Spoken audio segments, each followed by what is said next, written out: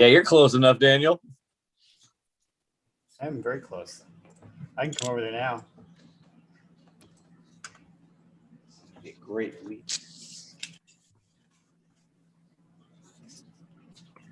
In what respect? The weather. It's gorgeous, huh? Yeah.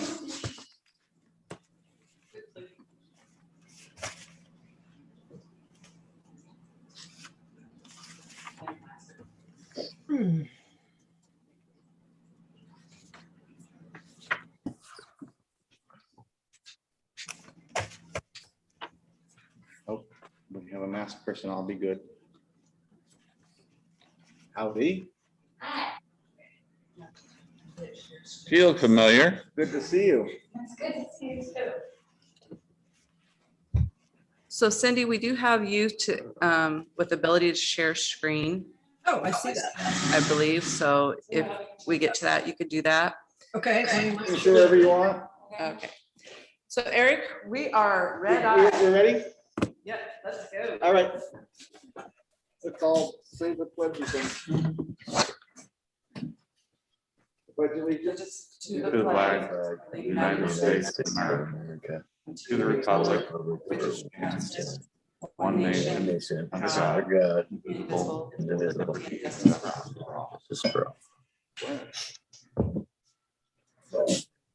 I was supposed to call it to order or something like that. Huh? I call the meeting to order. Yeah, I'm gonna grab it. All right, let me find which one is, we got a lot of paperwork this time, so this is the 15th. Did everybody get a chance to look at the last meeting minutes? I did. you Not get your packet? Do you have an extra packet? Yes. Not really. Did you not bring your packet, Eric? You what now? Did you not bring your packet? I brought mine. There's March 18th. Oh, you have a, okay. Here's an extra one of these that you're going through. And then this is extra for tonight.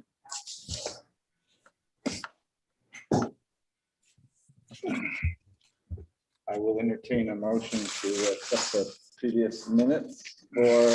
Do we have minutes for the workshop or? Oh, I didn't actually look at the back side of it. Backside of what? The minutes. Oh, yeah.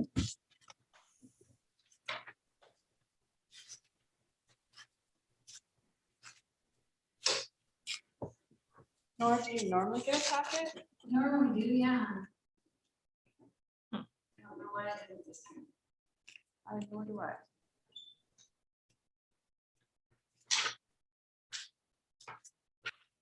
I'm gonna get an email with one, or I didn't do it this one. I made one for you to be delivered. Unless my son got it, stuck it somewhere and didn't get it to me. He's usually pretty good at it.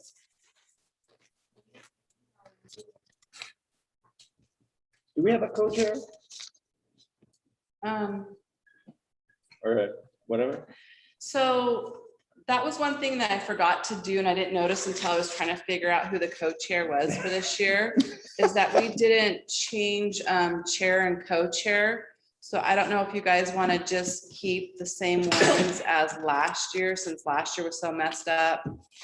Or if you do want to have the election of chair and co-chair, we could do that tonight. I'm happy with the way it is. So who's the co-chair? I mean, who's the? I think Brian. Yeah, I think I remember when Rick stepped down and you took the chair, Eric. I think I got made co-chair, and I'm fine with that. See, it's fine just the way it is. Okay.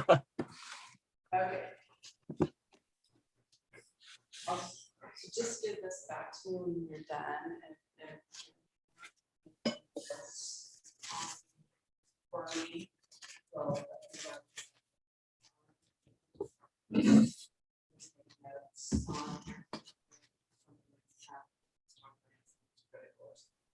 Okay.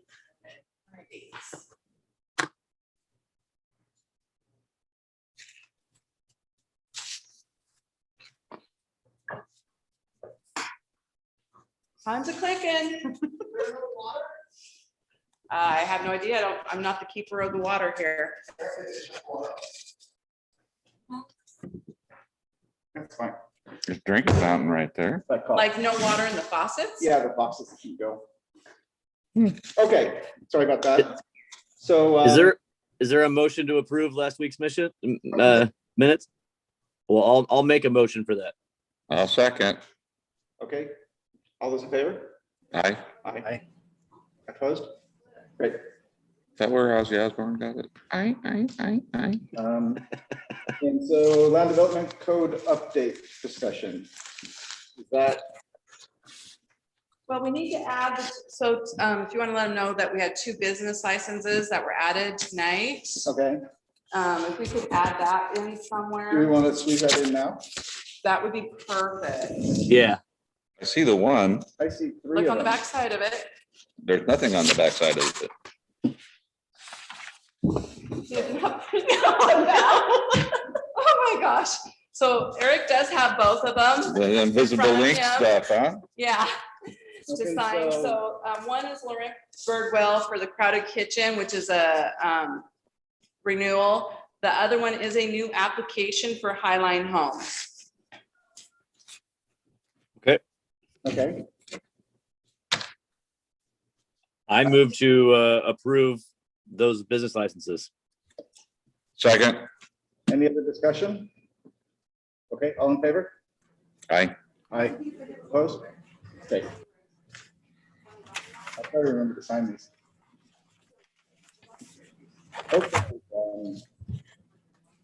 So I watched y'all's, I watched the recording on YouTube. It was great. You guys did great. Lots of good discussion. So we got all the way through everything? Oh, No. Oh, okay. Oh, my God. I think we were through everything except definitions. And then we had the little house thing. yes. And then we had whether we were gonna do different zoning in different parts of the town. So I'd sent out the big maps. That was nice of you. And so hopefully it was helpful. The one map that was front and back did show like lower half of town versus the upper part of town. So you can kind of see where there's homes already on the lots and which lots look like they, were kind of more vacant. I think on one map I had wrote, where there was an 83 by 83 lot versus, and what was on it versus another one. I didn't print all those out for me. So, Nora, you're not gonna have all that, but we have kind of play with my maps for now. Okay. This one is like the lower half of town.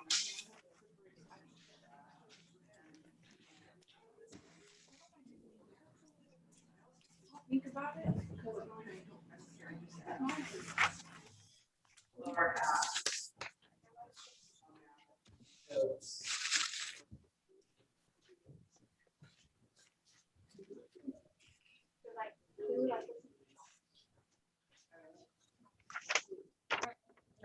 That's okay. So since we're looking at the map and looking at lots and stuff, and I wasn't at the last meeting, I thought I would like to open with reiterating kind of what my intent was. And that's it's a number of things. It's price and making it the overall price of the home and making it accessible to lower incomes. Protecting owners' rights by giving them the option to sell, basically parts of their land that they're not necessarily using. And also some needed density that the town has.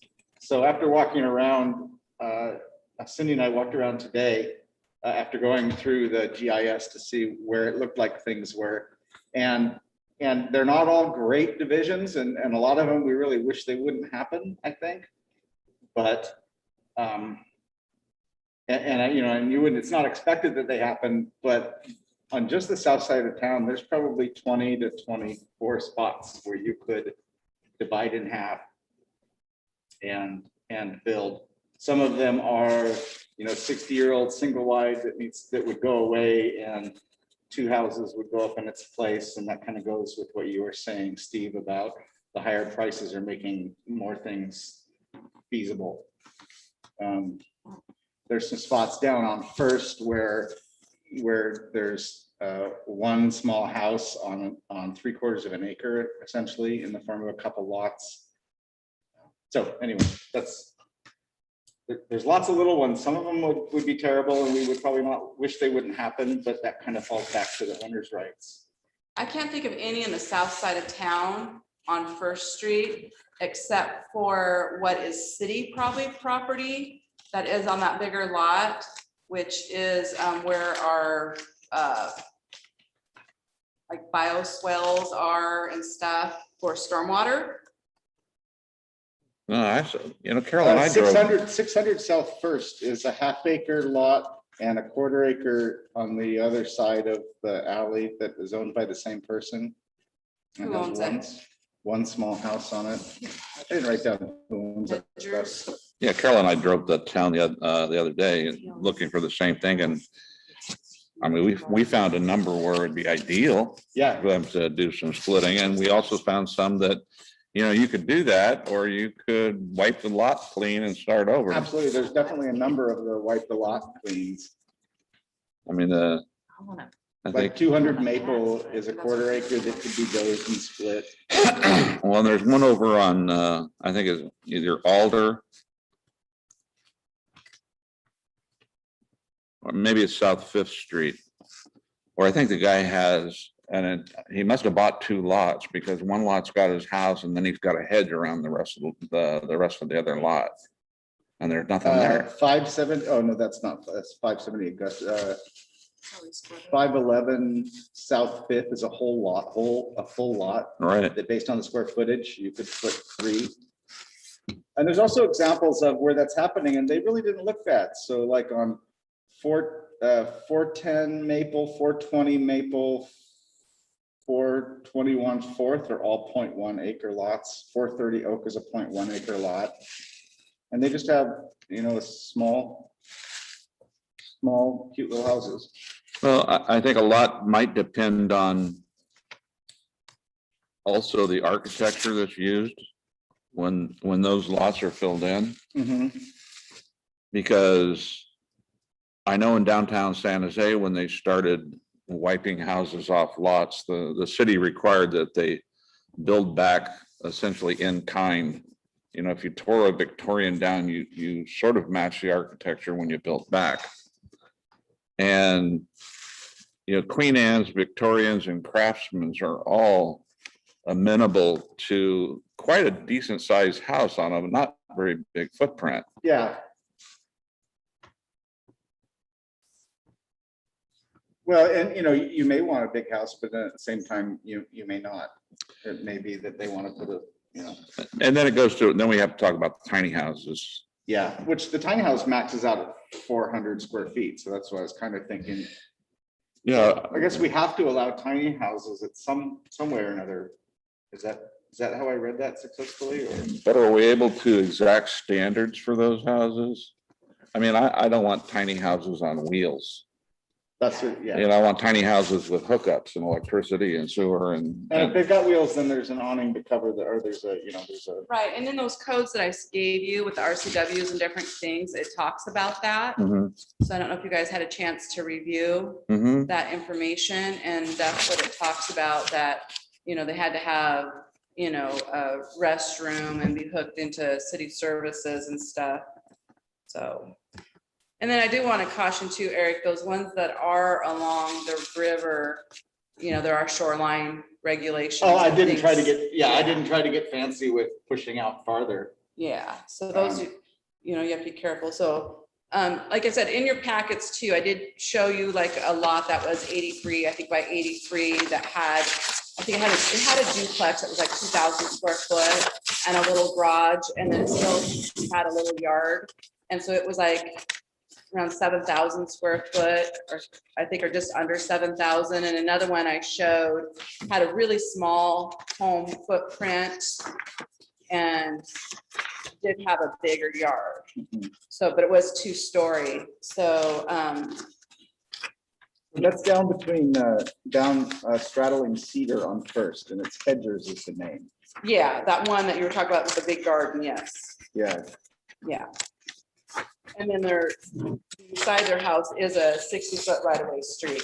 So it might look like their lot is a larger than what it really is when you're physically there, because the street is unimproved that goes to the river. Yeah, no, I understand Okay. that part. It's, they just have the half acre that the house is on, the house is to the north side of that is very Yes. close. So the whole Yes. south half is open. And then on the north side of, across the alley, they have a 1/4 acre, which is just grass. So that person could potentially.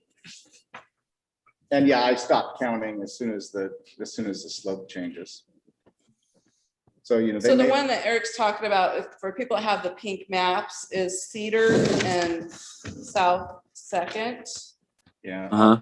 South Right. First, excuse me. Yeah. Yeah. Along-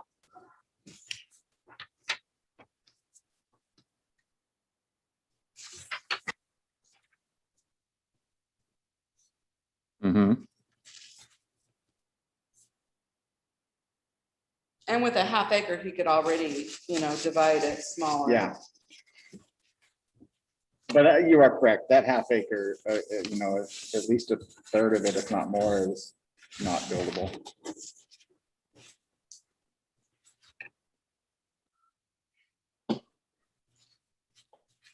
And then there was this weird lot that I did point out on those maps. That was a tiny lot that was, I don't have my stuff, so let me see if I can find it really quick. It was only like a 0.08 acre. And I had wrote down on your guys' mapping how it was, I want to say it was like, is it 3,400 or 3,500 square Mhm. feet? Yeah, in order to be legit, you need to be, if you're talking in acres, it has to be 0.92, 0.092, so 0.1. Oh. is- Yeah, it's not on the white one. It's actually, it's not on the pink, it's on the Oh. white one that I kind of zoomed in Oh, yeah, and yeah, did a okay. more thorough of just one small area of like what like this one lot size is just under 7,000 square foot. And it has a duplex, but say it's got a 2,200 square foot home with a 366-foot carport. It kind of shows it. It has a nice little yard in there. Mhm. And then across the street, you've got a, 774 square foot home, 2-story home though. The bottom story being the 774 with a garage on a 83 by 89 lot.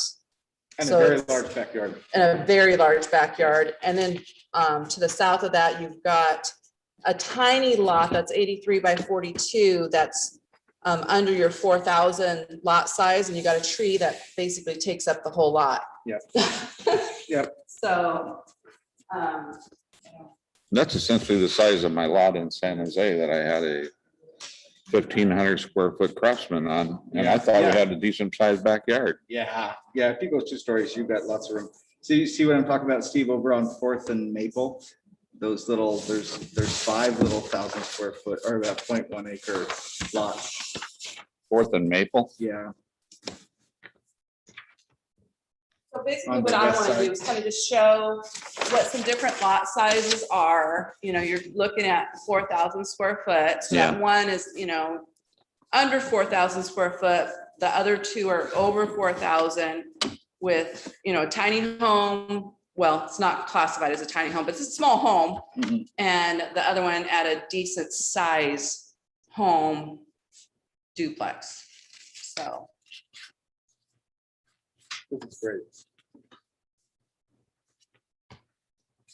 so Daniel and Brian, you guys see what I'm talking about, right? On the white, it's one sheet that's 8.5 by 11 that I have everything zoomed in. Yes. Yeah, thank I you, see it. Daniel.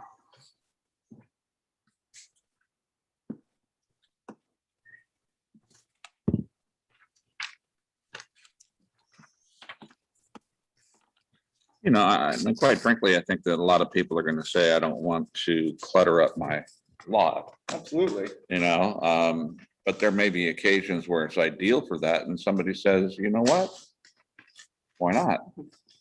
Well, you know, and I'm really trying to, you know, we have an older population and it might be the difference between somebody in that little 60-year-old single wide, Being their able to, ability to actually get out of that and retire.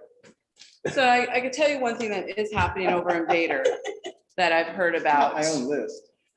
That, and you guys are familiar with Vader, correct? Mhm. There was some pretty rundown homes, lots that are vacant. And what is happening over there, you've got a lot of developers that are purchasing it up, either tearing down or taking out that, you know, dilapidated home and putting up new homes. Are they gonna be affordable? I doubt it. Well, Yeah, nothing is now, but yeah. yeah. I mean, I think I got a thing from Redfin today that for the Toledo area, the median price per square foot is now $290. Woo. And you can tell, I got a guy, I mean, I thought I was paying outrageously for my lot by the river, 5 acres by the river back in the day. It was like $140,000. Yeah. Well, there's a guy around the corner from us now who's got 3.3 acres and he wants $240,000 for it and he'll get it. Oh, yeah. Because the guy right next door to him had 1.75 and he got 175,000 for it. I mean, I just saw that in Castle Rock, just south of us, there's a developer that went in and bought this dilapidated home, you know, and they're gonna be putting in, I think, 8-unit condos. The lot's really small, but they're doing it. The price is, it's gonna be 3-story and the price is gonna be $583,000 per condo. Yeah, Wow. I mean, it's a In lot of, Castle Rock. a lot of what we discussed last time. So, you know, really even, you know, going to 4,000 square foot lot size, is it going to be affordable? No.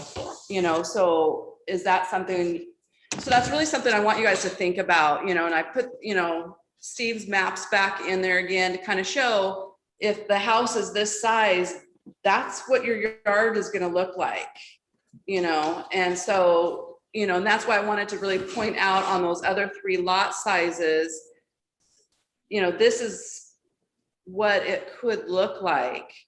I mean, that one, you've got a huge, beautiful tree that takes up the whole lot. That's almost 4,000 square foot home. You know, we try to pride ourselves on having trees. Yep. On a 4,000 foot lot, are you really gonna have a nice, beautiful tree for shade and stuff too? So, you know, that's why I just wanna keep that thought process going. And I know that might sound like I'm pushing Yep. a certain direction. That's fine. I feel strong. But, you know, I really want you to think about it. Yeah. Well, you know, and that's actually. And what you want in our community. Yeah, well, I want the tree, but I also don't own that land. And I don't want to be the one to tell the person, you can't make use of your property because we like your tree. I agree.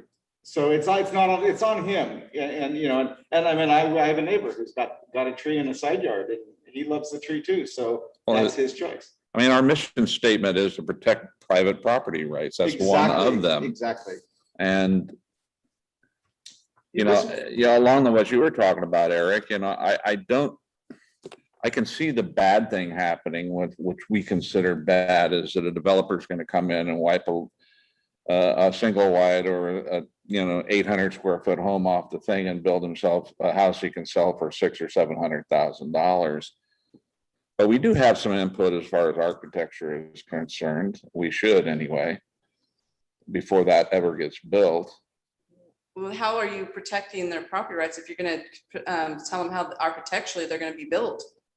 Well, What's the difference? boy, that's a good question, isn't it? Yeah. And really the nightmare scenario would be that not just one of these lots gets bought up by the developers and an expensive home built on it, but several of them do. Right? Right. And That's the nightmare there. Yeah. the other thing I think that Eric was alluding to that I wanted to impress upon though was that that person who has a lot like that's living in a single wide, It's on this picture right here. This is Yeah, the- that- yeah. the ability to subdivide their property may keep them from not being able to afford to live there. Yeah, Yeah, I get You that. know, that income that they would get from the property allows them to stay. Yeah, I get that. Or the flip side is you get somebody that divides them all into 4,000 square foot and puts single wide cheap, I mean, they have to be 5 years or newer, but a slumlord, let's just throw that Yeah. out there. And just, expensive rentals, just to get that, dollar in too.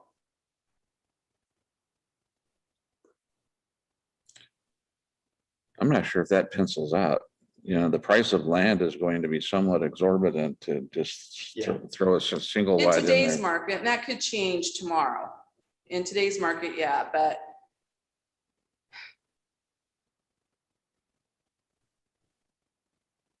I mean, you guys are the ones that need to sell this to the council and at a public hearing.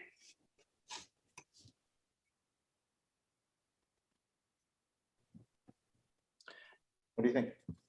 Yeah, is there, I mean, basically this comes back to a thing that we always visit, and it's like somewhere in the middle is what we're going for. We want to preserve everybody's rights. We want to improve the town. We want to allow low income housing, but it's a super valid point that Michelle's making, is that these properties will be of high value even if they are small. So it's not exactly hitting that base, if I'm understanding that correctly.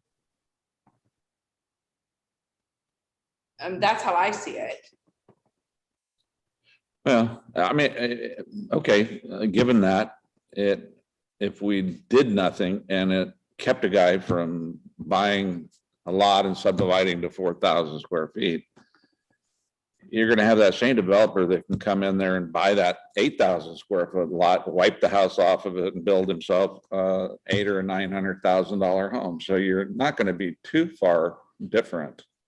Yeah, and we're not exactly protecting that from happening, because like you said, if somebody was serious enough about it, they could do that too. So, we're already in the nightmare. Well, it's funny, the guy that I used to work for when we first started, he was doing about 5 houses a year. And he did exactly that. He went inner suburban, picked off houses that were dilapidated, tore them down, built new homes. And of course, by the time we were done, we were doing 250, 300 homes a year, new construction all over the place. But there are guys like that. There are guys that are hungry enough to do that, to buy one lot at a time and flip it and then buy two. And And I'm not saying. it's never going to go away. Yeah, and I'm not saying that to keep it at 8,000 square foot either. I'm just saying maybe there's middle ground between that 4 and 8. And when the town was first platted out, as you can see in the mapping, a lot of the lots in Kellogg's addition were the 83 by 83, which I don't know what that equals. 10 and change. No. No. Is- 83 by 83, is that? Like an acre and a half. It's on the white map that I don't have in front of me anymore, Yeah. So like 6,000 something square foot. Oh, 68.8, yeah. Yeah. Okay. had we talked about any more about doing the smaller lots in the core part of town? Have we? I think that's Are actually we- what we're all just talking about right now is the core. Yeah, and then So this is- deciding. I do want to talk about the UGA separately. Yeah, I- which, I- and I had, in your packet information, I have the 2 subdivisions that the city had been approached with years ago. Mhm. And so hopefully I didn't print it out too small that you could actually see, what the lot sizes were and stuff for those subdivisions. So Michelle, the reason, the thing that got me to 4,000 Mhm. is a larger number doesn't do any good. Because nothing, almost nothing in town splits to fit inside of, inside of even 5,000. There might be like 1 or 2 places. So we dropped from the potential of 20, which obviously you're not going to get that. We don't want it, to 2. And in which case we might as well not even bother.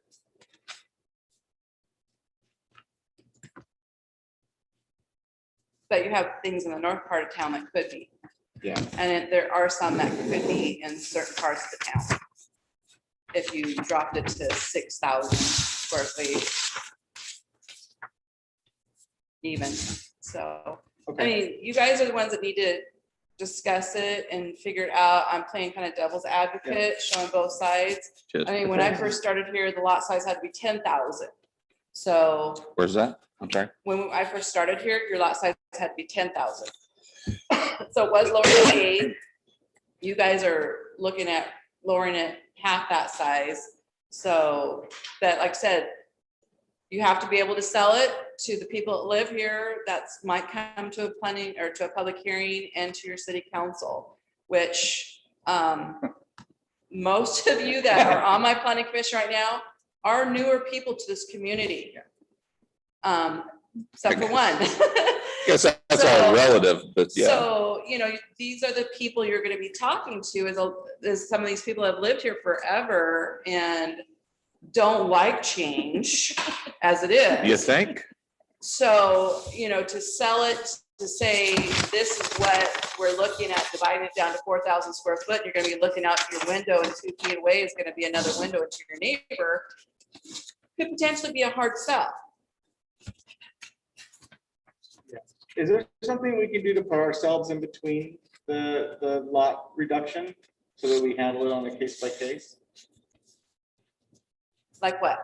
What do you, so, So that we stop the person from buying up an entire, 4 houses on an entire thing and saying he's gonna go to max density and put a row houses up. But after a certain number, doesn't it become a development that is then adhering to? yeah, I mean, that's pretty difficult to do, Eric, because, you know, the person that buys a 10,000 square foot lot versus a person that buys a 8,000 square foot lot is gonna have the same rights to be able to divide. I mean, you can't go, okay, well, yeah, I like your plan, but no, I don't like your plan, and prove why you don't like one's plan over another plan. Well, If it I'm depends on understanding you I'm right. just thinking like the density. So if you had somebody that wanted to come in and buy up an acre, so basically an entire square, Uh-huh, and put up a 30-unit apartment uh-huh. system. But that could happen even with what we have now, right? Right, well, the thing of it is, the way that the code reads now, to do multifamily, you have to have 22,000 square foot. Okay. And you have to have so many off-street parking, and depending on what type of development, whether or not you have to have green space too. So in your code, it all identifies that type of a development But I think that would for still be, multifamily. that would still be attainable. Yes. Yes, So we don't have anything to protect us now from somebody. on an acre lot, no.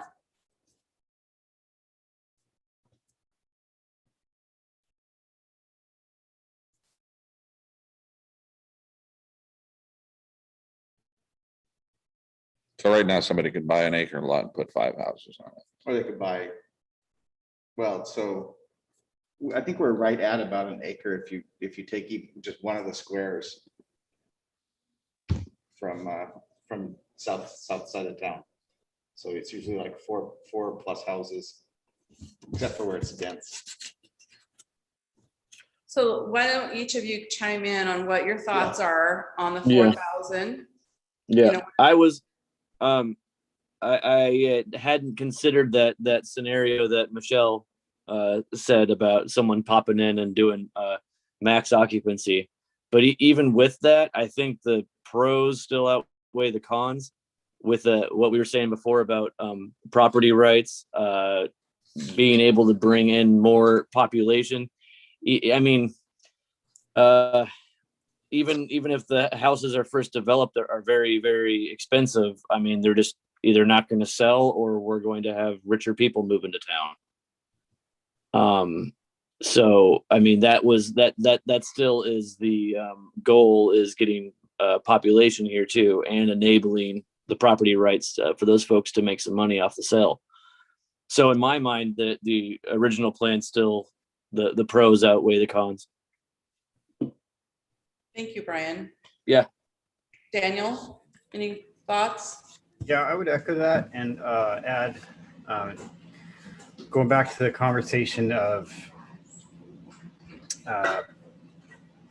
with the property rights, if we were to also, set architectural standards and stuff, that's, well, I think one of the questions that was raised was that's essentially invading property rights also. And I think something to keep in mind here is, to some degree, we're drawing lines on what people can do and can't do. We're essentially deciding on, I guess, how much property rights we can afford to people. And, because there's a code, there's requirements and standards that we're laying out for what people can and can't do. So this is a decision on, I think, as Brian is saying, pros and cons. And I think in this particular case, the pros do outweigh the cons.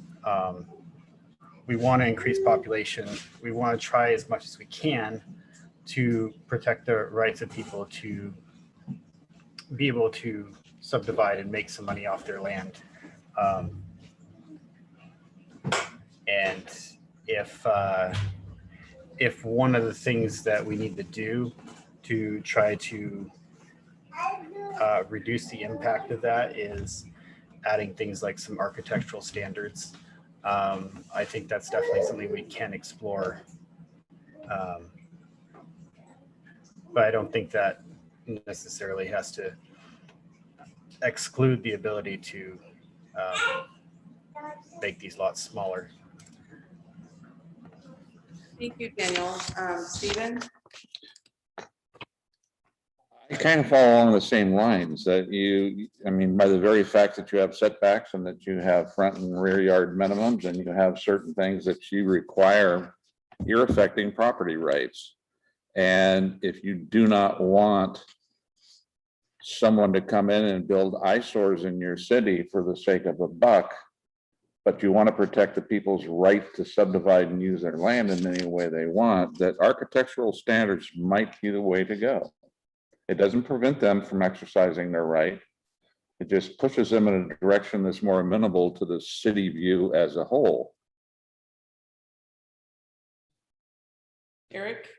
I'll go last. Nora? So, Is your speaker on too? yeah, I turned it Okay. on. I have lived here my whole life. I think that's what Michelle was talking about. And I am of the younger generation here, and I know that change has to happen. It's coming, whether we want it or not, it's got to happen. I personally don't think that to see somebody come in and take out some of these dilapidated old houses in town and to build something that's going to house more people, or even if it is going to be an expensive house, is better than the one that the roof's falling in, I mean, how can that be any worse for property values or anyone else in this town? So I'm for the subdividing, but I am of the younger generation of this town too. So Michelle's right. It might be a harder sell to some of the people in our town, but it is what needs to happen. I totally agree with it. Well, mostly agree with it. Now, I don't want to see it grow. I love it the way it is, but it's going to. So, I mean, and we need to shape it in a way that I don't necessarily think that the architectural, I mean, there definitely needs to be some standards. I don't want to see houses where you reach out and get a cup of sugar from your neighbor. Like to, see a little bit of boundaries, a little bit of space, but to make subdivide some of our lots is not a bad thing. I'd hate to see all of them divided, but some of them definitely. So I'm definitely for it. So then, do we want to jump into, we had talked about dividing sections of the town, stating, okay, this section you can, that section you can't, or say what is currently, I don't want to say city limits, because we have a couple very large parcels that aren't developed. Do you want, how do you guys want to divide where you can do 4,000 square foot lots versus where you can't, or do you want to even make that determination? I've been thinking about that a lot since I wasn't here, I'll speak first, Mhm. is I'm not sure why I see a difference. Mhm. And I'm not sure how it's good for us if we only get a small number, like I was gonna ask you, why did these not happen? Because these are all very large lots, which tells me there are gonna be big expensive homes, and there's not gonna be a lot of them. It was right, it all started prior to the big fall in 2008. Okay. And then the recession happened, and then that they didn't go forward with it. There's a few other reasons on another one, but I don't really want to go into Okay, it. okay, And great. I was just curious if, tape. well, you know, I see how the town needs budget and needs money, and I would love to be able to have a support a third restaurant and have it stay open. And I'm not sure, well, personally, I'm not sure why I care up off of Clemondon, whether or not they're 8,000 square feet or 4,000 square feet, or row houses for that matter.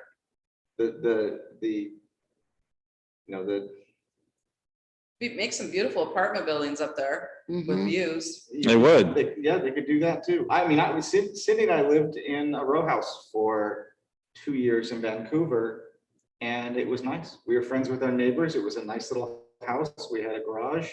We had a fence between, we had a sidewalk, a fence and a sidewalk in front doors. It wasn't horrible, and I'm not sure is that better for the town, because that's potentially twice as many water hookups and twice as many people spending money to bring in tax dollars. And we don't I mean, have I a just wanna ton of UGA. It's I not want to like- say you don't want it all in homes. You want some of it to be business, retail. The city does not survive on homes. I mean, some of you have been present for our, budget hearings and stuff and property taxes. So we get about $70,000 a year or so in property taxes. Woo-hoo. That doesn't even hardly pay for one police officer. Right. So where the city does gain more financial gain is off of retail business. So, But we need the people to support the retail business. yeah. So I agree. I totally. you don't want agree. it all in homes. Oh, no, I was just talking about, we have areas up in the UGA, which I feel trapped in. I feel like our UGA is trapped in. I don't know if that's a topic we should talk about, or it doesn't feel like we, like one of the things on the list is talking about conditions for people building. I would love to see the electricity and the water run across the bridge so that we could extend to the east. Mhm. I don't see us being able to go, we're kind of blocked by homeowners up the Cowlitz, right, that don't want to be in the city or didn't in the past. I don't want to, Sorry, I know I don't want to get. you're kind of trailing off here, so let's try to Okay. keep subject matter. But it's kind of So- applicable. It's applicable as in we don't have a ton of the space, and it doesn't seem like we have the ability to get more of it easily. We have a lot of space in the urban growth area and actually in the city limits. So I want to jump back to each of you thoughts on the 4,000 square foot for everybody then is the thought. Yeah, I think you would have a hard sell if somebody from the north side came into that public hearing and said, well, wait a sec. The downtown core could do it, but I can't do it. It sure be easier to keep it all the same, I can tell you that. Yeah. Brian? You're asking if we feel the same, if it should be applied to the north side as well as the south side? To the entire city limits. The lot size. Yeah, I guess. I mean, that's like kind of like I feel a little bit reluctant to say something that's going to be set in stone for future development. But currently, yeah, I think the same thing that we proposed to city council already is the same plan that we just talked about today. And so, yeah, I'm still on board with it. Brian, the question I have is what we discussed at one point in time, I thought, was that we are going to limit that to existing lots with homes on them. With Okay. or just existing lots? Well, if you don't limit to existing lots, then you take away your ability to manage development like this. Right? And don't you eventually want to manage development like this? Well, you still like in a subdivision, there, you're still gonna have those requirements for green space though. So, Right away is going to have to be city standard, right? right. All streets and all that would be city standards. So, I mean, but what you're just saying is that your lot size can be, 4,000 square foot. So that's in the subdivision part of this, of your land codes that we've been going through. Uh-huh. There's still certain criteria that you will have to be met for green space and new developments. This becomes 100 lot subdivision under that premise. Do I care? Not really. Right. So Daniel, do you have any thoughts about current development versus new development areas, keeping it all the same or what?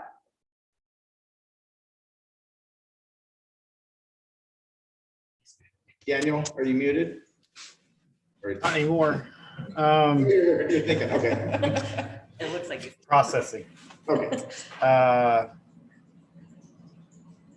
I don't like the idea of telling one side of town they can do something, the other side of town can't do. But I do wonder if we, before we decide to make it one size fits all across town, I'm just trying to think through, have we covered all the implications this would mean for when a developer comes in and tries to do a large development?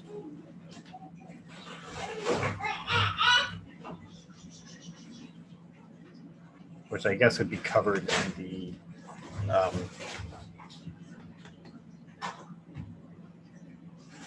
in the code. And we could jump back to that a little bit, I guess, when we get in, we could discuss the subdivision side of things again. Nora, do you have any thoughts on it? So when you talk about that there's quite a few lots on the north side of town, are you talking about land that's already in city limits or that's in the urban growth? It would be both. So like inside city limits, I did give you guys on one of the pink maps shows all of city limits, and there's some very large parcels to the northwest from the Toledo Vader Road south. Right. And then there's some larger parcels that's up past City Hall here to the north to also. Does this parcel that you're showing on here, does that take up that entire quadrangle there? Yes. Okay, Yes. so I thought there was a second subdivision that Right here is where the second one was at. Yes. much smaller. Yeah, that was 10 acres and that is right here. Oh, I see. Okay. Yeah. So. Yep.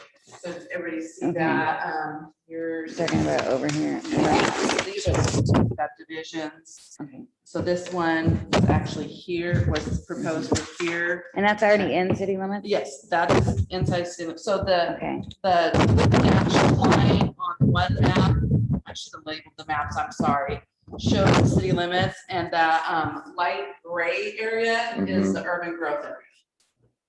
Okay. Okay.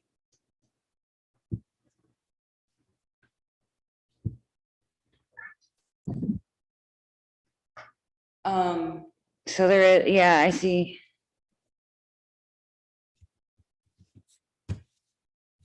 Because it would, I mean, it would make it really easy if you could say this applies to what's in city limits right now versus the urban growth area. Why?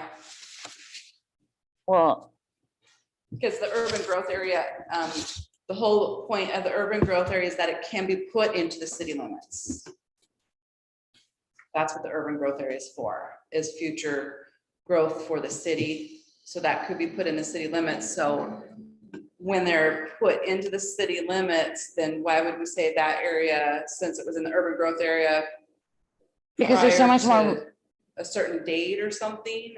No, I would just think that when you already got downtown, you've already got so many of these houses that are sitting there in lots that there's a lot of room in. Okay, no matter what you do, all of these houses aren't gonna go away. There's gonna be trees, there's gonna be yards, there's gonna be these things that are gonna be more expensive houses. So if we get set up where you can split some of these, yes, it's gonna happen. There's gonna be some of that growth, but out here, we end up with just, like you say, like if you go down, go out to Beaverton and there's just houses. Everywhere you turn, every street you turn, there's houses. There's no yard, there's not a tree anywhere. I mean, that's what I wouldn't want to see out there. But that's my logic into it.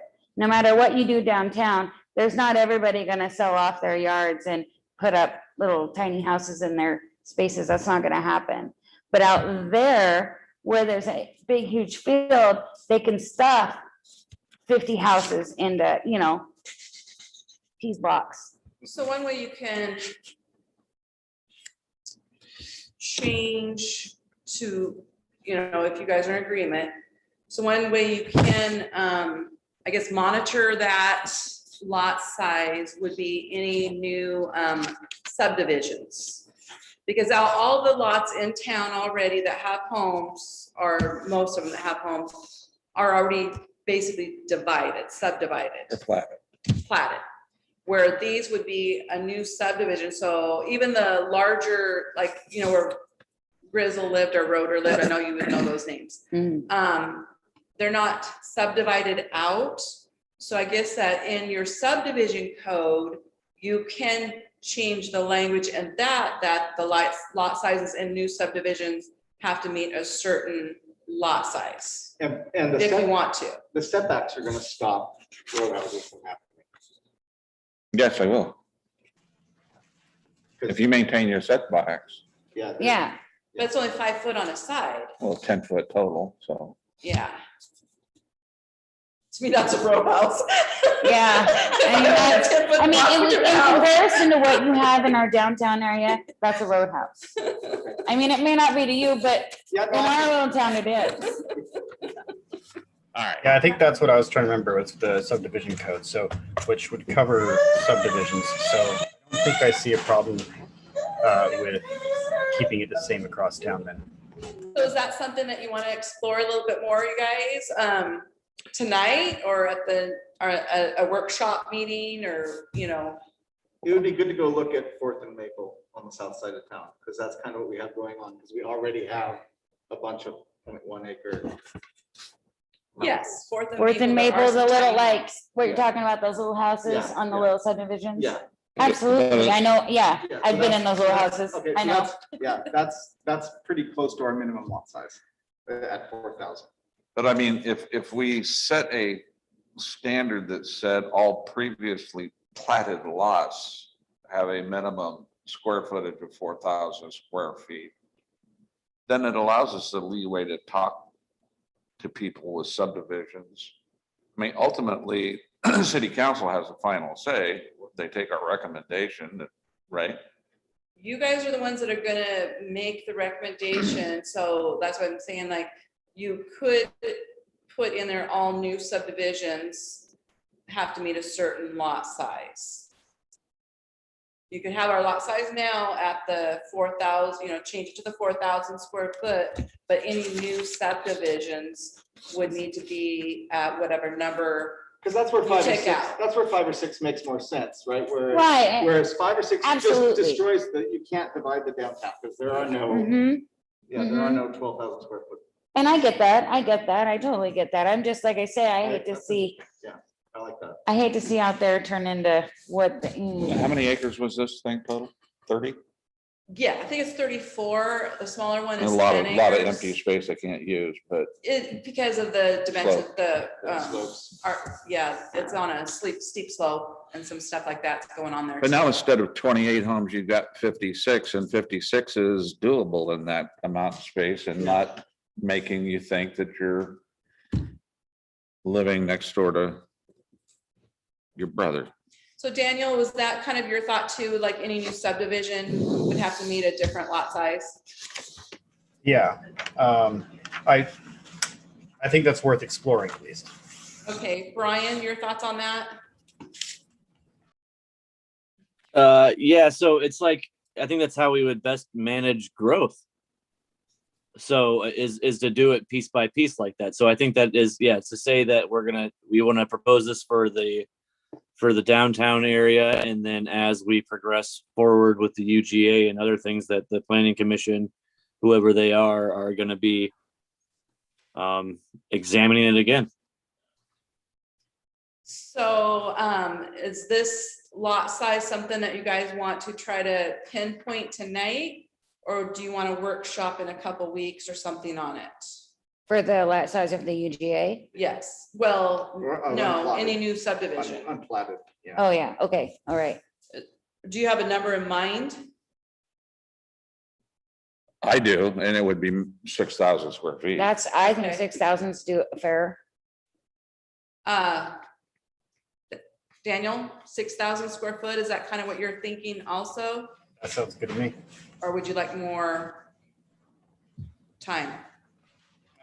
6,000 sounds good. Okay, Brian? We can't hear you. How about a phone? Brian, you gotta, yeah, can't hear you, bud.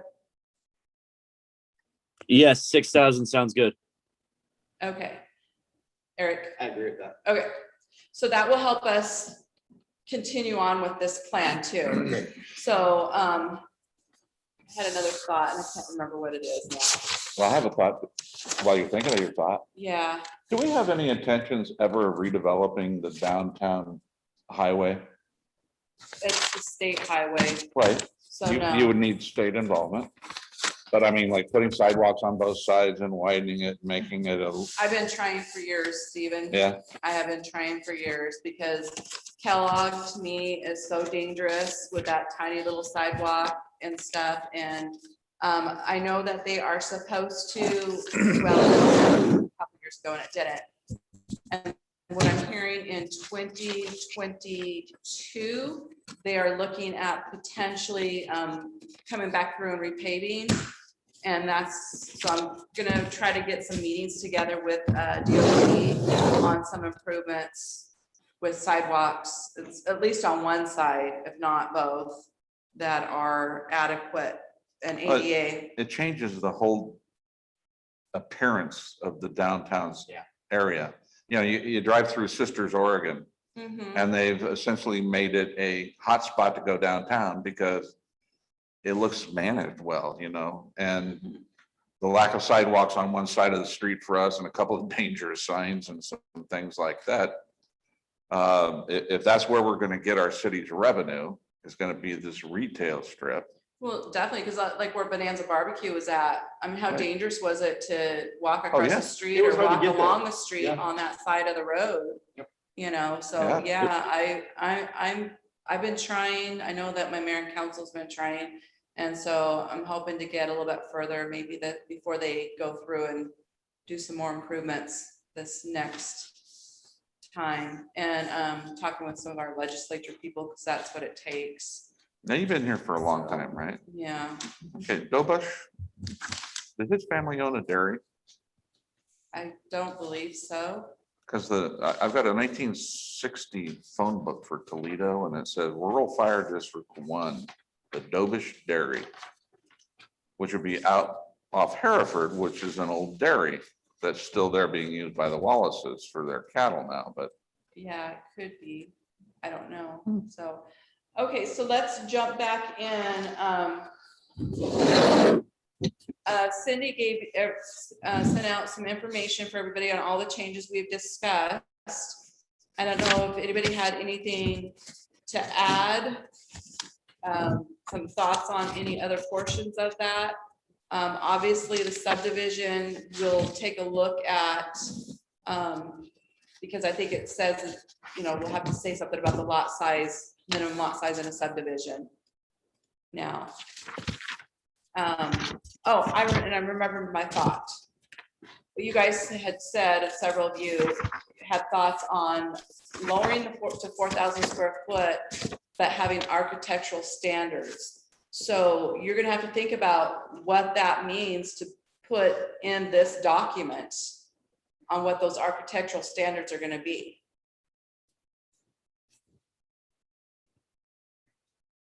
Don't give me those looks. So You guys are the ones that said it. when you're having architectural standards, is that also is that with the tiny homes also? Is that, I'm not are sure we- exactly what the thoughts. cause like somebody had were. said before, they don't want tiny homes with wheels, right? Yeah, which, there's rules and stuff on tiny homes now that a lot of that changed in 2019, 2020. But what are you thinking for architectural standards? That can mean you can have your porch can only be so big to your window size. So, I mean, architectural standards can mean so many different Oh, it things. can. So what is it that you're saying on architectural standards on a 4,000 square foot lot size? It would take a lot of hours to put together one. Yeah, I would say that sounds like a different can of worms, right?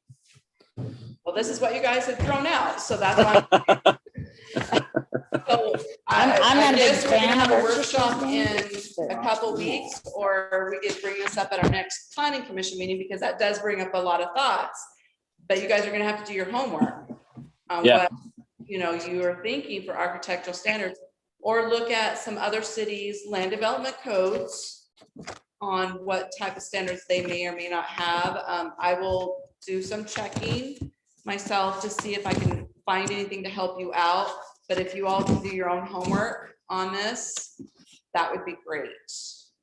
And then get that information to City Hall or something so we could share it with the group.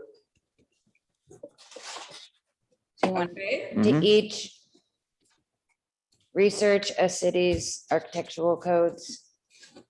Or just a Steve, group can you of help point us in them? the right direction? What's that? Can you help point us in the right direction? Well, I'm trying to think of cities this size that I know of that have an architectural review board, and there's not too many. But it doesn't negate the fact that it's possible to do that. I mean, it could be even the pillar paint.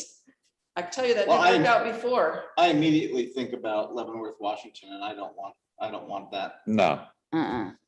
Because then you're really hitting property rights again. Yeah, well, there has to be a give and a take in society for some of this stuff. You want a yurt in front of your house?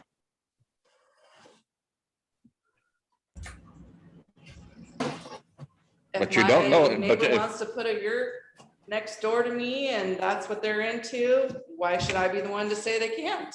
We had somebody come to the city council a couple months back that was complaining about his neighbor has a dilapidated car with no wheels on it sitting in the yard, and it's an eyesore. Well, it turns out it's the back 40, they're on big lots. And I would hate to have us have teeth behind telling people, what they can and can't do.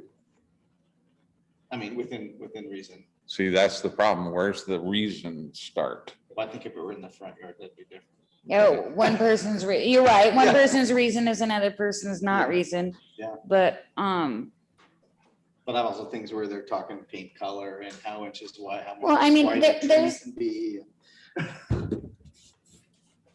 yeah, I mean, I don't want somebody to be able to just roll up a travel trailer and park, 5 travel trailers on a lot. And You like you can't. say, We start have renting them those. out by the hour, we don't want that. We do have codes against that. Right, but I mean, tiny homes, take the wheels off, they're essentially a travel trailer without wheels. Except they have to have hookups. Right, They did what? They have to be hard plumbed and hardwired. Mhm. And hooked to the city So, water and sewer hey, system. then it kind of sounds like that, I don't know, I think the codes are in place that. Well, they need to be. from the standpoint of it costs you $10,000 to hook up a water You better system. be serious. You better be serious about sticking around, Yeah. Yeah, because that's gonna be a big chunk of your budget for your tiny home. Right. Well, then, We're kind of also waiting on them to finish this tiny home, right? It's not signed off by the state yet. I believe it was. Oh, was? Okay, I thought Yeah. I read somewhere that it was. Yeah, 'cause they Still went to pending. that, I think the Q, Yeah. my stuff, Nora has it oh, all. sorry. I got one for you. I can't even guide you guys. When this falls apart and lands on the floor, try putting it back together in the correct Oh, no. order Oh, no, I put again. page numbers on mine. Seems like there was something that had Q, amendment Q or something Q. Yeah. It was in the tiny house documents you sent us. It's on the back of one of the pages.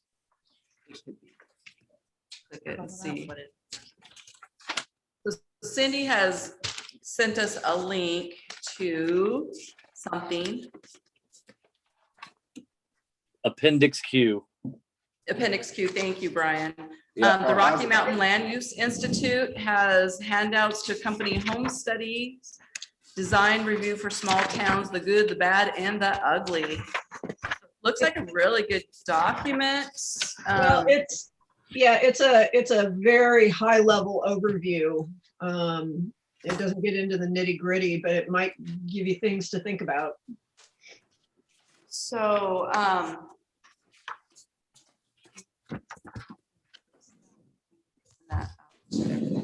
Cindy, after the meeting, would you be able to, or Eric, have Eric send that link to everybody?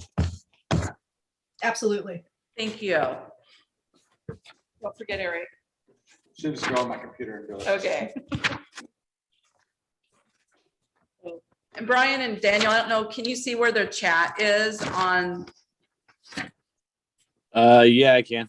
Okay, so you can see where Cindy has put in that link. Uh-huh. Okay, that's what we're talking about. So, okay.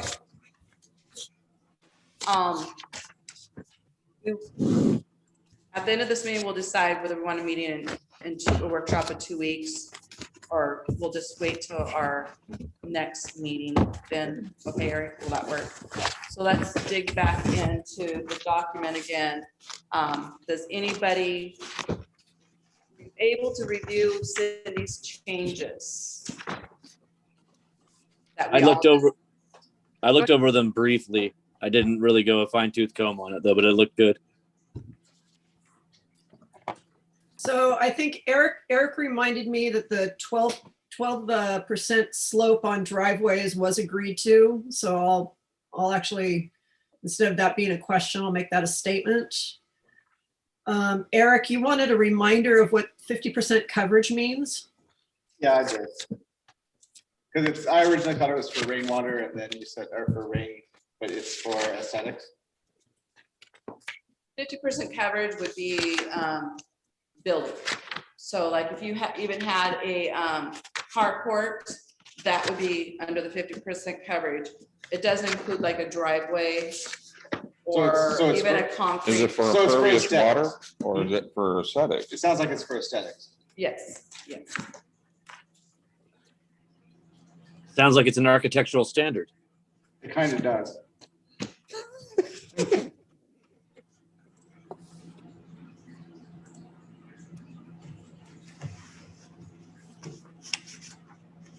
Well, honestly, in town with the setbacks, you'd be hard pressed to get 50%. And have a driveway, so. Not much of a good deal.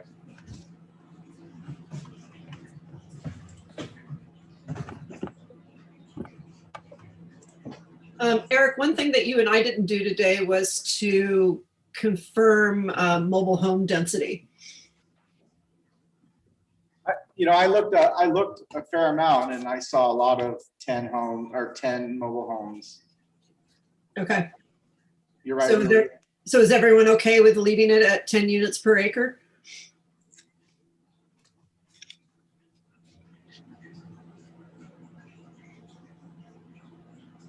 Yeah, it's a 4,000 square foot lot, so. Yeah, actually it'd be hard. Yeah, again, you'd have trouble having, because you need a common area, if it's a mobile home park. Yeah, they're talking more mobile home parks, not Right. individual. So the mobile home. Or like the park out there off of Tootle. I'm not sure what you're talking That's- about. That's the tiny home one. There's a mobile home park in Whitlock, isn't there? Is it Winlow? I'm not familiar with that, but there could Yeah. be. Yeah, there is. So, Yeah, Crossroad. it's on, is it Minky Road? Just up from the middle school and high school. Yeah. Yeah. So basically what that is saying is that if you want to build a mobile home park, you could do it on 1 acre. And what you guys would say is you could have up to 10 mobile homes On an on that acre. 1 acre Yeah, lot so for a that's mobile fine. home park. And they're gonna be much smaller than 4,000 square feet because you have lots for all the. Right, roads and Well, you driveways. probably wouldn't divide it at all, No, possibly. you wouldn't, but yeah, but I'm saying you end up with, you Yeah. end up losing a lot of space with You do. infrastructure. Yeah, I'm okay with that. Yeah. Since we can't just say no, Huh? since we can't just say no to a mobile home park.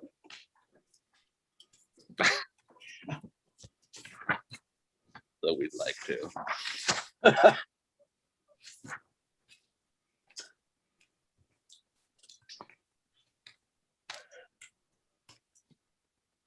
Okay. I think that, item 304 and 305 will fall under any sort of workshop discussion. That's basically what we've already been talking about. And I think, flag lots haven't been discussed tonight, but should be. Did you were gonna talk, Michelle, you were gonna talk to the fire chief on anyway, did you? No, you were gonna talk to the fire I- department. Oh, I talked to Grove, but I wasn't sure if that was official enough. He basically said, no way, we're gonna, he said, if your house were on fire, we'd park a block away anyway. Yeah, they'll run a Yeah. couple 100 feet of hose. Yeah, absolutely. Yeah, So I guess we would need some determination on a flag lot. The skinny part of the flag, how small would you allow that to be? Right. I was hard pressed to find many flag lot opportunities in town. I would too. Maybe over where by the school, just north of the school with that, there's a couple big lots. Which school? Oh, I'm sorry, the middle school, the one with the garden. elementary. Elementary? Wouldn't those need to be easements rather than flag lots? Yeah, I'm not sure how you would get houses in there. So are you suggesting no flag lots?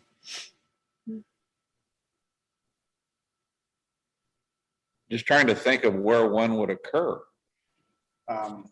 There was So- a couple, I think, that we kind of pointed out. There was a large lot where the house was mainly to the front and kind of off to the side, and it had a huge backyard. Right. So if you lowered the lot size to 4,000 square foot, Yeah. you could potentially do like a flag lot there where a house would be built behind the front house. Right, and I'm just thinking the person that owns that front portion of the lot would be more inclined to grant an easement for a driveway to that lot than actually sell the property. Maybe, maybe not. Maybe they don't want an easement. Some people don't like easements, but if they divided their property into a flag lot, then basically, I mean, that's your driveway. But so that's what we're kind of asking. If somebody were to do a flag lot, because what one of our things does say in the code is that you have to have entrance to your home from a main Yes, street, so one of not through an alley. the pink one that zooms in on the south part of town. Yeah. If you go to the upper left-hand corner of that, which is right above the grade school, see, there's a long rectangle with a little shed on it and then a polygon next to it.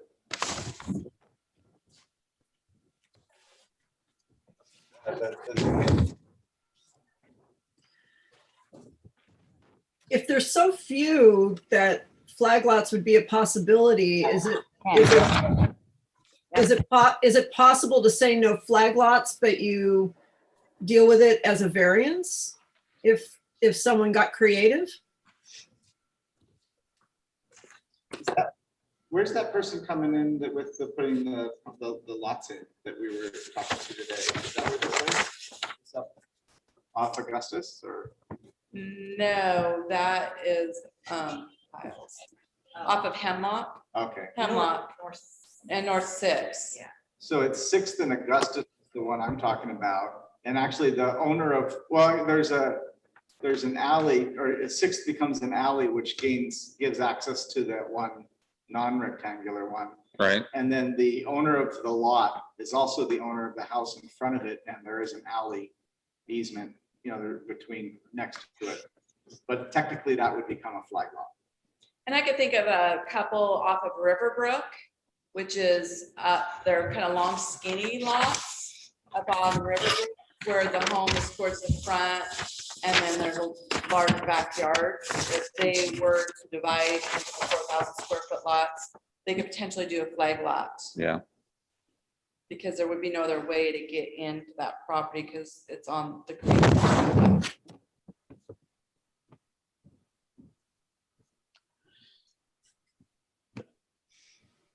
So what really is the question here is we're trying to determine what a flag lot is or where it can be How wide used. the skinny part of the flag is, right, Michelle? Yes. I mean, you need it wide enough to potentially get an ambulance in. I mean, a car, 10 feet. Our alleys are 12, so. Yeah, I was just saying, you're gonna have minimum alleyway, which is Okay. 12, so you. So we've got like that one there, as by example, has 12. Okay, then I don't see a problem with 12 feet then.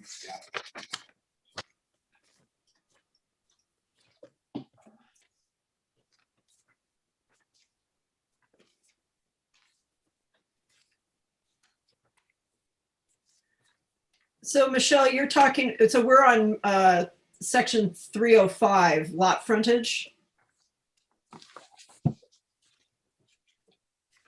Actually, here, let me share my screen. So, Currently what it says is every lot, it's on page 9 in your handout. yeah, that's where I am. That's where I am.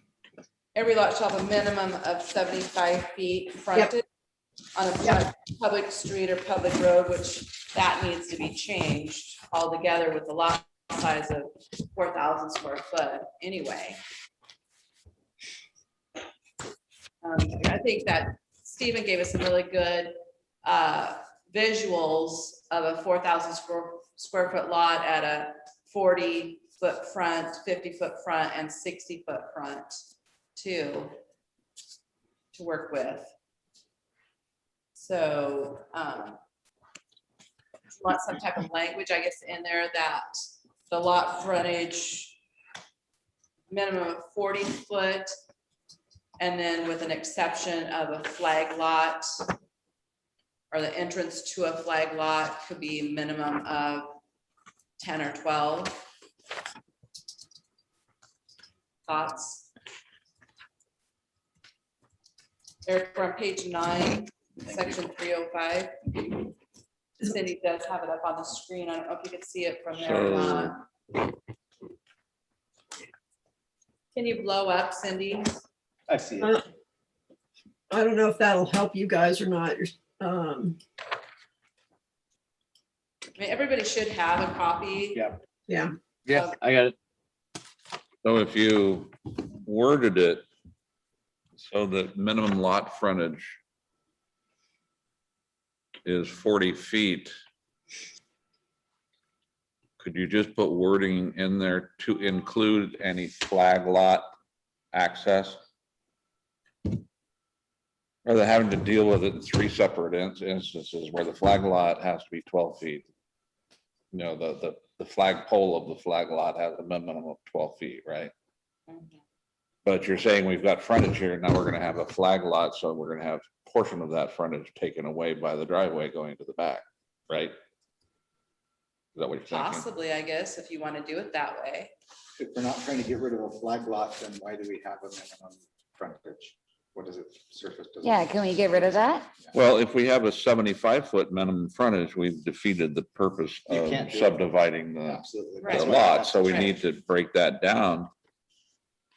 And But essentially flag lots will have no frontage. They'll just have their driveway. Right.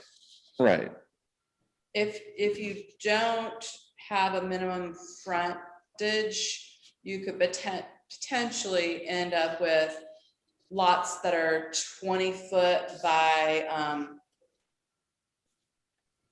help me out in math. I don't think you For can do that because 4,000 of the square foot. setbacks.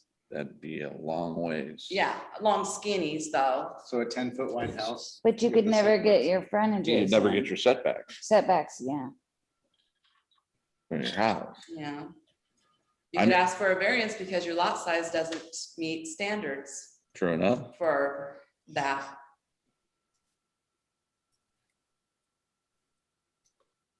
I'd be willing to go with as far, I mean, as far as saying that every lot shall have a minimum of 35 feet frontage on a public street or public road. Because that would take care of the lots that are in between blocks. And also allow them enough area of frontage to provide for a flag driveway to the back of their lot. What do you think? If it works. Yeah, the way you explained it, I don't know if the math checks out, but the way you explained it sounds good. So should we make it 35 feet including? I mean, if we take it to 40, we're assuming that we're dividing a lot directly in half, which we may not be doing. Right. If we take it down to 35 and say that 35 also can accommodate a driveway for a flag lot, then we've taken care of it. Are you gonna make the driveway a minimum width? Well, the driveway, we've already established flag lot driveway is gonna have to be 12-foot minimum, right? We've never determined that. We've But talked about it, we've yes, so discussed, that's what you're yeah. doing. Yeah. Okay. So if it's a 35, including the driveway for a flag lot of 12, then potentially You have your 23. lot size that you're using in the front is only 23 feet wide. Correct? Your math is correct. Doesn't seem to work. Doesn't feel doable. It's a pretty small lot size.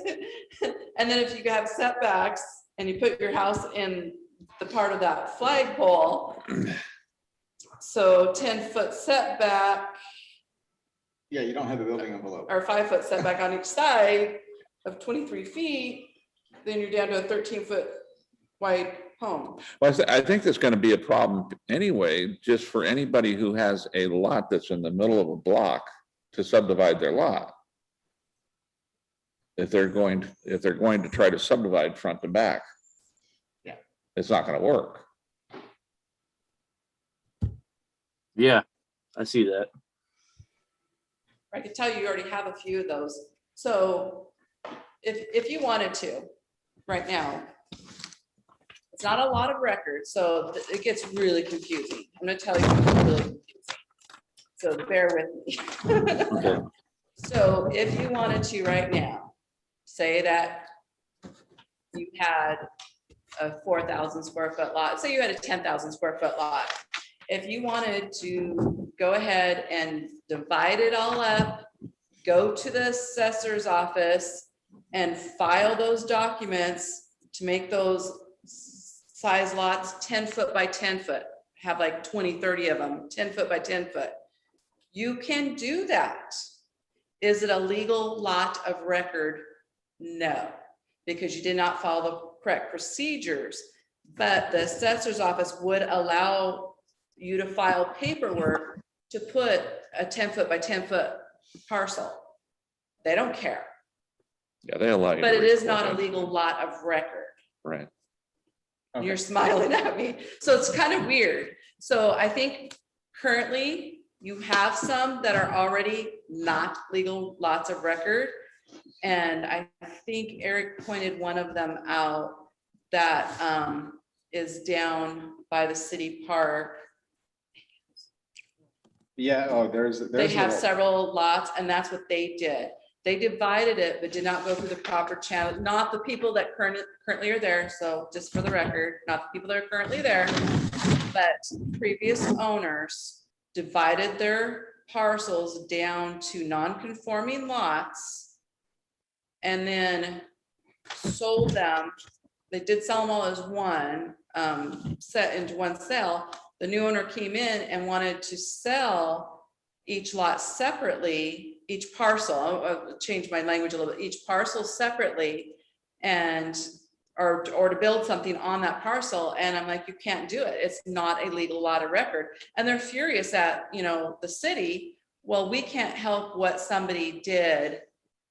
You're talking between Cedar and Maple on 6th. Yes. Yeah, and you know what? I wrote those down in my notes. Those actually potentially become buildable. Now, Now. well, after this passes. Yes, and you also have another where they've got a second in Maple. You've got 2 houses that are sharing a lot, which it must be family. Because they're not, it's only one lot of record, but there's 2 houses on it that have separate fences. They're owned by the same person. Yeah, I think so. I think it's family. I think they're both rentals. I think it's. Yeah, oh, my okay, dad okay. lives in one. Oh, okay. Yeah, they're both rentals. So the change also would allow those to be sold individually. So that could be divided up Yes. and make it 2 separate houses, which would be Yes. great for the owner of that. Yes. I did find an example of a flag lot if we want to, because sometimes I find it easier to solve things if you have an example of what you're solving for. So on the north side of town, so the other side of that we've been looking at, the other side of the paper. I gotta get, okay, here we go. So between Silver and St. Helens, just to the west of Second, there is a lot so there's a blank lot on St. Helens, and then there's a blank lot behind it. And then to the left of that is Ravine. I believe is that Bill Creek? Yes. So that lot is the only way you can get there is via the alley. All right. So that would become a flag lot. Well, and actually, I looked at the lot today. It's actually flat buildable. can you get there from the north part of the alley? Because you can't do it from the south part of the alley anymore because that area, that alley, the city did vacate. It's just not showing it on these maps yet. Just north of Silver on that Yes, alley? yes. And the north owner of Silver. that property didn't have a connection fence? Why, they're the ones that wanted it vacated. No, Both property Oh, I thought it owners was the wanted north- it vacated. The property owner to the south actually went through with everything and paid for everything. The middle property that you're talking about did not. So they didn't want through traffic going through their alley is what they did. No, they want to use all of it because the way that their home loans are working now, they have loans on both. The same owner owns the parcel in front and in back. So, Okay. and the alley traversed through the middle of it. Right. And so they wanted to refi, and they could not refinance unless it was one lot. one lot or Right. all connected for some reason. They were able to before, but now I don't know. Rules must have changed something. I don't know. So I guess the owner of that property, the middle one on Second, could grant an easement down their property to get to the back if they wanted to sell that. They could. But could they get from St. Helens coming south? I don't think so. I think it's too steep. Yeah, over in there, it's a little weird.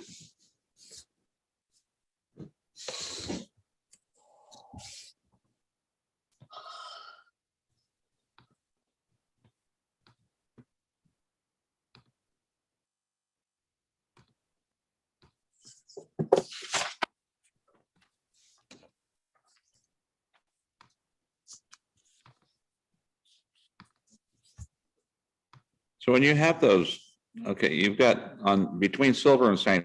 Helens, between Second and Fourth. you've got one section of 6 lots and one section of 5 lots. The space in between those, what is that? A ravine. Yeah, it's a pretty It's- steep ravine. It's this right here, Steve.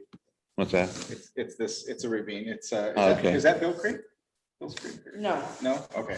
Bill Creek at one time did flow through there and then Oh. they diverted it. Because And it's it got comes out water, the it's got road. water vegetation down in it, Yeah, now it's just a drainage ditch. but it's quite a ways down. Yeah.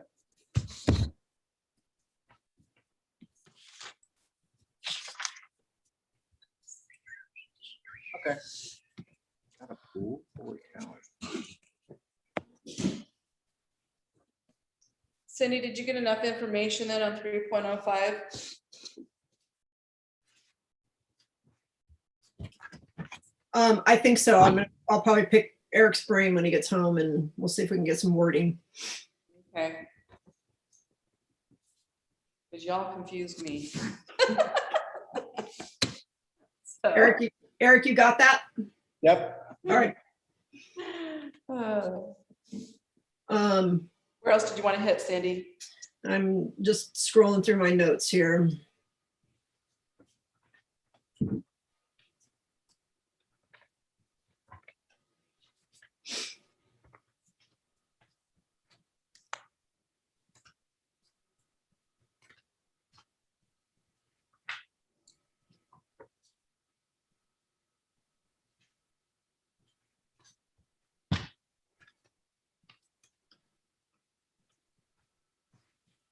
Oh, were we gonna add wording to handle the chickens?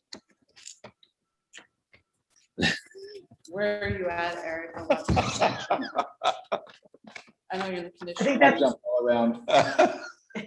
Bottom of page 8, 303 L. hold on. Bottom of page 8. Oh, It's like a double negative where you have to read exclusionary stuff to try to understand at the end of it that you actually can have chickens. Oh, we went back to the chickens? I wasn't sure, did we get wording in there we liked? Cindy attempted. No, I don't think I did any. Did I? Hold on. You have a C below. I thought we went through this and we are actually okay with the way it was. Were we? Well, they were laying hens, not roosters. Didn't we have that discussion? Yeah, but the problem is that whole section starts with a minimum of a half-acre lot size, and then you go through everything, and then there's an exclusion down. very- Oh, actually, Eric, I actually did attempt to. It's probably up on the screen now. I basically said, with the exception of chickens, see below. Oh, great, that solves it, Does that solve it? yeah. Okay. Okay, hold on. Let me get back to my scrolling. That's everything. Michelle, I think that what Eric was asking, you were going to have a meeting with police or the fire chief after the last workshop, and you were going to discuss vehicle access at that meeting. Yeah, I thought Eric was handling that. But I thought we did. Yeah, we did.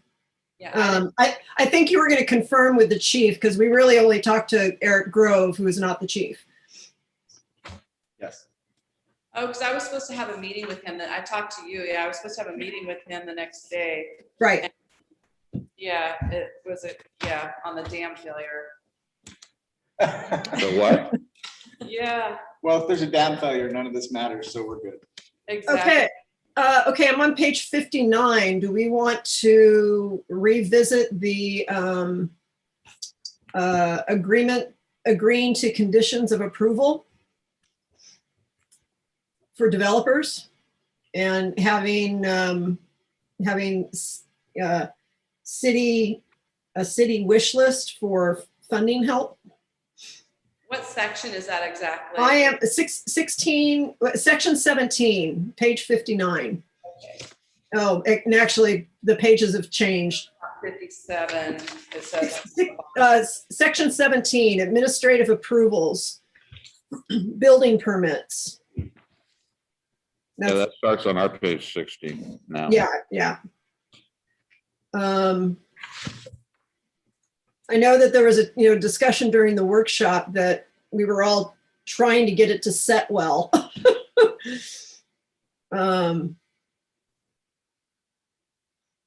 And I think everyone agreed with Steve that, it seems reasonable to request, some betterment of the community in return for, these developers making money. So how is that not a quid pro quo? It is a quid pro It is a quo. quick pro quo. That's what I thought. Well, I think, more specifically, I'd hate to see what happened to, what Winlock is doing happen to us. Where Yeah. they can't afford to support what they've said yes to. Exactly. But that was in relation to their like setup fee or something like that. Some just like initial Impact fees. There you go. Their impact fees. Right. Yeah. And I think we all were in agreement at the workshop that impact fees were a slippery slope. Exactly. I mean, I think once they come to planning commission before they go before the city for approval, that we'll have an opportunity to do some homework and figure out what the impacts would be, and if there are none, then we touch on what do we need to have done that they should help participate in. So we already have some protection in place that stops that from happening, I mean, as long as we're on top of it. yes, That's good. So the developers always have to go to the existing planning commission to every town I've ever worked in, and that's a lot of them. Yeah. Your first stop is the planning commission, and your next stop is to your banker. So 17.01 is just a basic building permit. So that's, you want to come in and do an addition to your home, you want to put a new roof on, you own the lot and want to put your own home on. So 17.01 is just a basic building permit. I think the reason I put the comment was just in administrative approvals. So it may actually be in its own section. Yeah. That's where I think you guys are getting more into the developer side would be a subdivision. Right. Yeah. Even short subdivision, I don't know. But where you're thinking more on a developer normally would be a subdivision, Correct. which has its own section. Yeah. Oh, there we go. Section 20. Yep. Yeah. So short subdivision would be, I think it's 2 to 4 lots. So that's where all our 4,000. That's where the guy buys the acre, yes. Yeah, short subdivision is 4 or less lots. And then obviously a subdivision is the whole huge thing. So are you thinking then on a short subdivision of 4 lots or less with a developer too, that something more should take place? Or just the larger subdivision? So I'm trying to find the wording in 20.04. I don't think in the short subdivisions, you're gonna find that much excess money to do you much of any Oh, good. yeah. No. No, you want those, yeah. You want those. For the bigger Yeah, ones. you want the guy that's making $150,000 to $200,000 a house and he's building 40 of them. Yeah. You know, No, I agree. I just want to make sure that we're clear, that we're all Yep. clear. I actually moved that comment to section 20. I don't think it needs to be answered tonight. I just wanted to broach it again. So It's an interesting concept.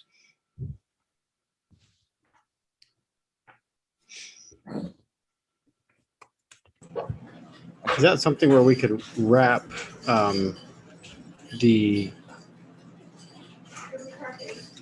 whether we pursue the route of architectural standards or not? That would kind of, I mean, we were looking at that as sort of a condition for the larger subdivisions. So I don't know if that would be something that should be wrapped into conditions of approval, or conditions of approval might just meet all the standards we're looking for. We don't need any architectural standards.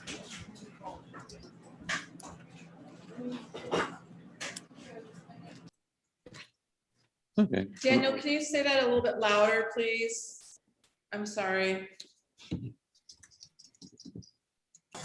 Well, I was looking at these conditions of approvals, our discussion about architectural standards were, I believe, pointed towards these larger subdivision developments.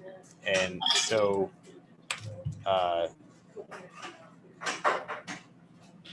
these conditions of approval may be sufficient that we may not need to consider architectural standards. And or I don't know if architectural standards would fit in with these conditions of approvals, but if architectural standards was something that we wanted to pursue, that sounds like it may be something that kind of ties in with this. Can I ask you a quick question? Yeah. Too then, so on 20.08, final plat approval C. Does that wording kind of allude to the conditions that planning commission or city council can place on that development? Well, I think this sentence more effectively deals with, as part of your subdivision, you're going to have to widen the road in front of your subdivision. You're going to have to install, you know, in our case, probably not traffic signals, but crosswalks, put a bus bench there. Things that don't really deal with their subdivision, that are off sites but do affect their subdivision. Mhm. And he can't ask for final approval until those are all done. That, so on C, that improvement bonding, Yes. and you probably know the terminology. I used to be the Meaning- bonding guy for our company. So bonding isn't like a dollar figure, is it? It is. Is that what they're, so, They're going to provide us with Okay. a bond to make sure that they meet all the requirements of the conditions of approval. so the city council should consider said plat, improvement bonding, and any other provisions regarding the public health, safety, and welfare. Which is typically defined somewhat loosely, It is very loosely written. yes. intentionally, Yes. because it gives you the leeway to ask for things that aren't directly associated with subdivision.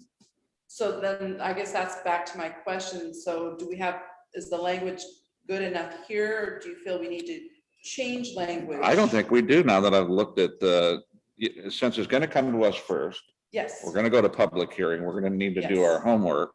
yes, We're going to need some input from the city, public works, or from, Engineering. sewer, engineering, water, whatever, on things that might be impacted by that. But also then things that we wanted to get done that don't necessarily fall into any of those categories.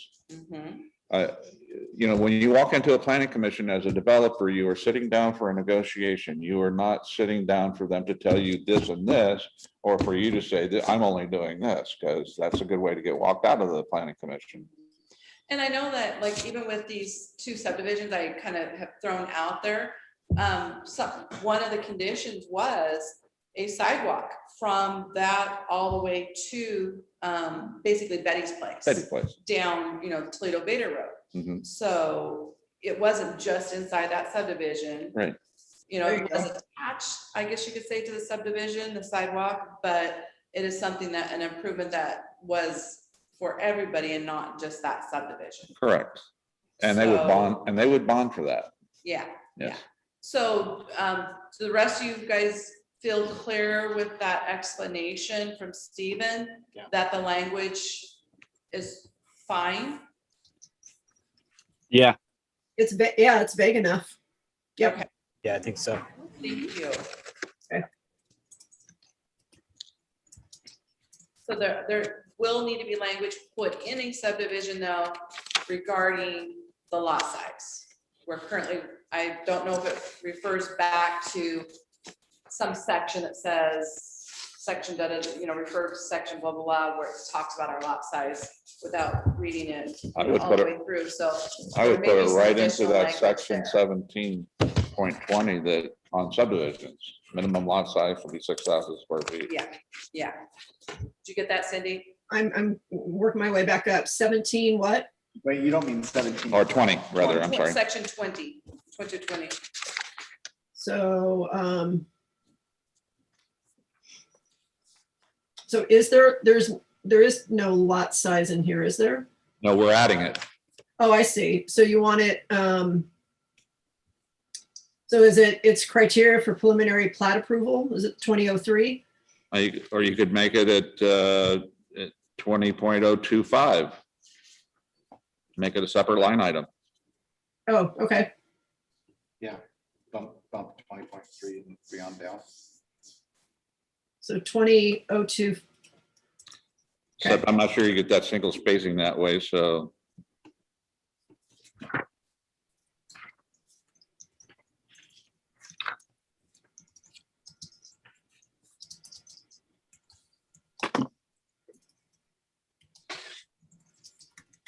Okay. How about if you made 20.00 your purpose? And change the number on the first three so that you could add one in there. Oh, okay. Well, yeah, okay. All right, I'll find a spot. It wouldn't flow with the other ones though.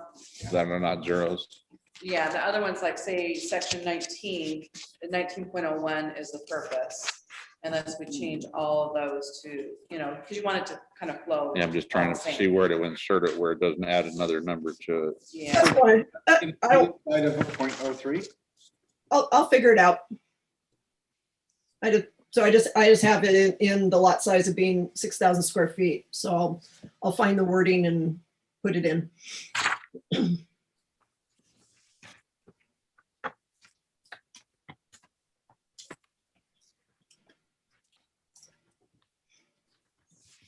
I'm up on an hour and 50. Yep. do you have any additions for real quick definitions? I kind of had thrown that out there. If we could button up on some definitions, definitely need the definition of tiny home. Yep. And the information that was in your packets, they had a great definition of tiny home and a box. So I think we should use that definition. Can we also reference the state document? State. You want to be careful because the state's really good about changing it a lot. Okay.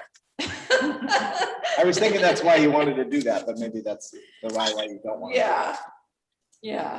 So, Okay, I'll look at that definition and get it in here. okay. And I could show Eric where it's at too. And did we want to call out chickens different than livestock in the definitions? Like poultry, I don't know, that I'm throwing it out there. chickens different than livestock, or call it poultry and have a definition. Was there a definition for poultry at all? I don't think so. I'm just looking here. Church. And that- Carnivorous that's birds. Just chickens though. Our opportunity to say chickens, not roosters, is that if we add the definition? And the conditional uses, it was clear enough to chicken owners Yeah. that it was laying hens that you could have, and then as you were growing up your new flock, you could have so many that were growing, but it did not say anything about how many roosters you could keep, Right. including one. It didn't say that you could have one rooster. Yeah, 0 roosters. 0 roosters. Which one is that? Zero What section? roosters. Then how you can have baby ones if you don't have a rooster? That's why they make stores. Yep. There's people that live outside of town. Right. Yeah. 'cause I got a rooster I rent out for stud. There you go. That is a money maker right there, Brian. Well, So, I could have said a much dirtier word and I didn't. yeah, it was in the back of my head. We're on YouTube. We Yeah. can't do that. So we don't have a definition for poultry, but under livestock, it does say horses, bovine animals, sheep, goats, donkeys, mules, and chickens. So we might want to clarify that even a little bit further. Or like Cindy suggested, have a separate definition for chickens. Or chickens instead of poultry. Yeah. I have heard some people call them micro livestock. Micro Poultry can be any kind of livestock. birds. Oh, that's interesting. I like That's that. really woke. Stick around, I'll impress you, Steven. You gonna do with Portlandia next? So, we have a little bit of homework left on this. Do we want to just meet at our next regular scheduled meeting, or would you like to meet in 2 weeks? Just fair warning that if we decide to meet in 2 weeks, I am here on Monday this next week, and I'm on vacation from Tuesday to Friday. So I'm not gonna do anything for a meeting in 2 weeks. I You're was on hoping- your own. I was I'll hoping be here for the meeting in 2 weeks, but I'm not gonna supply you with information for that. perhaps Cindy could send out an email reminding us what our homework is. Okay. Architectural design. For Yeah. one. Architectural design and really solidifying the argument of smaller lot sizes. Those are the two biggest ones. So I think what Michelle is hinting at is you guys are gonna have a fight on your hands. You all want to meet again in 2 weeks? I'm always open, so. Yeah, I can meet in 2 weeks. I can do it. Should we write like a pitch that is solely about this lot size shrinkage? So that Eric would have something to say. Do you want to bring, Really threw you under the bus. do you want to bring a pitch with you? Yeah, I can have a pitch. Hang I deal in pitch, man. Yeah, I know, that's why I asked you that. on. Yeah, sure. That How would about it? be 9th of April. How long should it be? Probably only like 2 paragraphs, right? Yeah, I can't remember more than that. Because what the plan is, once you guys get this document pretty much to a state, final step, then we'll have to have a public hearing, or I could have the city council have the public hearing. I know last time what we did with the comprehensive plan is you kind of pitched it to the council for thoughts, and then the council held the public hearing Anybody show on up? it. So is No, that, no, Steve. No, Cindy did. that's somebody very important. Are we doing a workshop on the, So Michelle, are you suggesting that we pitch to the city council first? probably because they're the one that's gonna have the public hearing and go forward with it. I mean, if they aren't in agreement, they have to pass the ordinance to accept it. And so if they're not in agreement, why have a public hearing? Okay. So I guess your audience is the council, Brian. Okay, and what's my deadline on that? Well, it'd be nice to see it a day or two ahead of when you meet again. And the Which council was will gonna be, be on the 3rd of May. So do you think the document, if we meet in 2 weeks, it's kind of iffy. I'm kind thinking, of cutting no. it close? Yeah, I think it's kind of close. I think we should hit council on May 17th. Perfect. Well, so May 6th is 2 weeks from now, right? No, No, April 29th. Oh, yeah. Okay. Does that feel doable, Brian? by April 29th? Well, or at least like the 28th, so we could have a day to digest it. Yeah, I'll call Eric and we'll have a chat first, and then but Perfect. yeah, I can manage 2 paragraphs with a new baby. Okay.